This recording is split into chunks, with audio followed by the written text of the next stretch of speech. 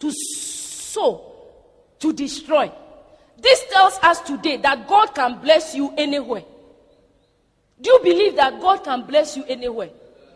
You can be in a small kiosk, God can bless you. You can be on a tabletop, God can bless you. You can be selling ice water. Now I wish I am also selling pure water. I'm telling you, because there is money in it. But if they tell you that, oh, you say, Pastor, I want a business to do, and I say, do you know something? Go and sell pure water. You may slap me. But I am telling you today that there's money in pure water. It's just that somebody is selling in the house, but now they've started selling. Because let me tell you, there's money in it. You will not lose. People have sold and they are built. So God can bless you no matter where you are. God is not limited or governed by the economy. So if even the economy is not moving on well, God said, I'll bless you, He'll bless you. There was famine, but He said, Isaac, I'll bless you. Isaac reaped in that same year 100-fold. He broke through. When he obeyed God, when he positioned himself, the seed he sowed, he reaped 100-fold. Many times we miss the harvest. The blessing God has for us, we miss the harvest, which is the blessing God has for us, because we quit sowing in times of famine. We quit. We look at our salary. We look at what we have. And so if God said we should sow, we can't sow. And the Bible says that the one who observes the wind will never sow. And so many times we miss the harvest. We miss God's blessings because we quit sowing in times of famine. But if you and I will read about Isaac, that he sowed in that same year. When he sowed, he reaped. So anybody who has sown, when I was preparing, I was saying that God, anyone who has sowed into Mercy Temple, may they reap this same year 100-fold. Amen. Because if you did it for Isaac, then do it for us too. That anybody who has put a seed in Mercy Temple, may they reap the same year 100-fold. Amen.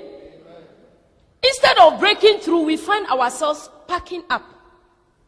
Packing up on our prayer life, on our reading the word, on our giving, and then on our confession.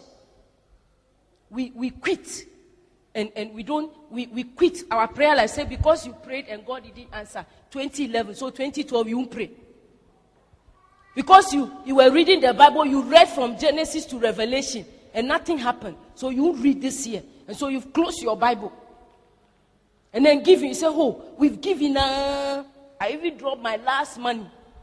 And I thought by the time I get home, there will be a miracle. And nothing. So if they say I should sow, I won't sow. And then we murmur. The word murmur is to back up, reverse. Many times at the point of our breakthrough, we break down because instead of praising God and demonstrating our faith in His promise, we begin to murmur and doubt and become discouraged, and we back up. You sow. Bible says that you sow in tears and you reap in joy. And it says that when you are going to sow, you go with pain. You go with, difficulties. You are thinking. Your mind is telling you that you are a fool. Where this money, do you have it? They are calling for 500 Ghana cedis and you are standing. Where are you going to get the money? And then your mind begins to play. And then you said, it's true. Hey, if I stand here now, if I get up, how am I going to raise this 500? God even knows that I can't raise it. And so your mind begins to tell you things. But instead of you just praising God, that whatever seed you have sown, you will reap in that same year. That was Isaac's position. He positioned himself when God said, don't go. What has God told you? Or how do you know that God you are serving?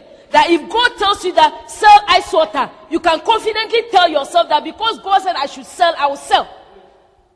But you are going to tell God that, hey, me graduate to sell ice water. Hey, how will people call me? What would they say? Meanwhile, you are sitting at home and not doing anything. I was just told that there was a lady, there are schools around, I think Labonio, I don't know the place, but she sat down, a graduate, she realized that when the nursery school, when they closed, they are still kids after 5. And it's like the school's authority complains. Sometimes they say you pay a fine, those things. She said, she went to one of the schools and she said, I want to do something. He said, what do you want to do? He said, I want to be picking the children that their parents can't close at 5. And they come after 5 to my house. I'll bath them and feed them so that the parents will come for them. And you know, it's not easy. Do you know her? Maybe what work is she doing? She will run away with the children. And so the school trusted her and then announced to some of the parents, and she started. And so she'll pick the children after 5. She'll bath them and she'll feed them. And then the parents, sometimes some of them close at 8, 8:39. They pick the children. Before they come, they are asleep. And then she was doing this. Then and people started announcing her that, oh, this is what this lady is doing, this is what she's doing. Now she has, I think they said 4 vans. She's making it big time. But maybe you, if I said, oh, you are at home, you are not doing anything. Go for children and take care of them. Say, hey, Obiba. But I'm told this woman is making it big time. So it doesn't matter where you find yourself. Just position yourself. If God says that ice water, position yourself. Because somebody was telling me through the pure water, she said she wants to buy a van. That will be carried. She said she herself will go to the depot because when she calls the drivers, they bluff her. So she wants to buy the van and go and pick the drink herself, the water herself. So the only thing you need is to position yourself.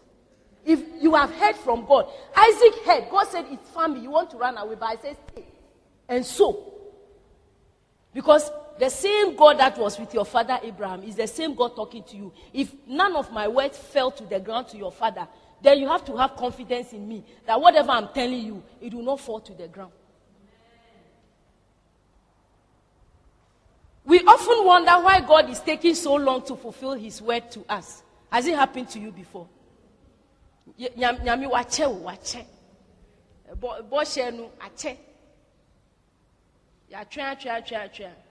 Most of the time, the reason is because we take so long getting into the blessing position. We wonder why God is taking so long to fulfill his word to us.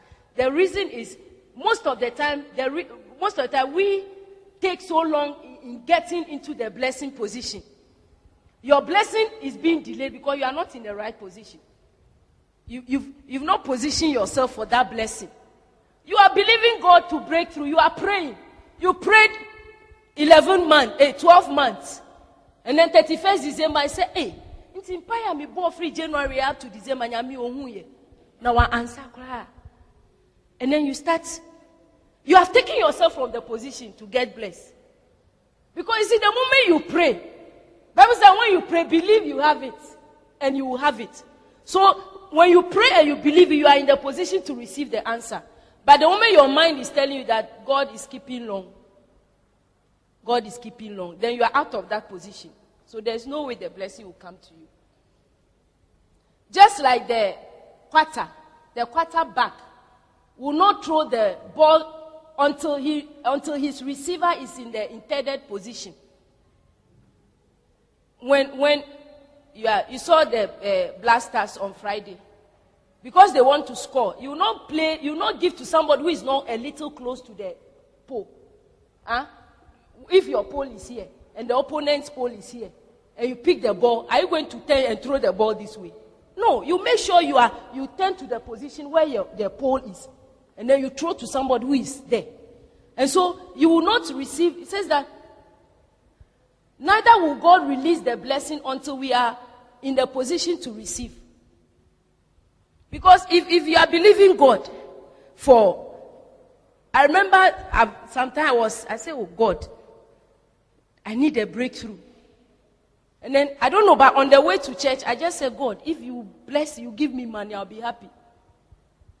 And then there was a program, that Prophet Manasseh. And then when he came, when he took the mic, he said, stand up. And he said, God said he's going to bless you, money. And then he said that you have to read books about money. Ask me if I've bought books on money. He told me, he said, you have to read books on money. And then someone said, you write books. I said, where am I going to start from? Do you get it? So we are not, in the position to receive. We are praying for husband. and somebody comes, you look at the person and say,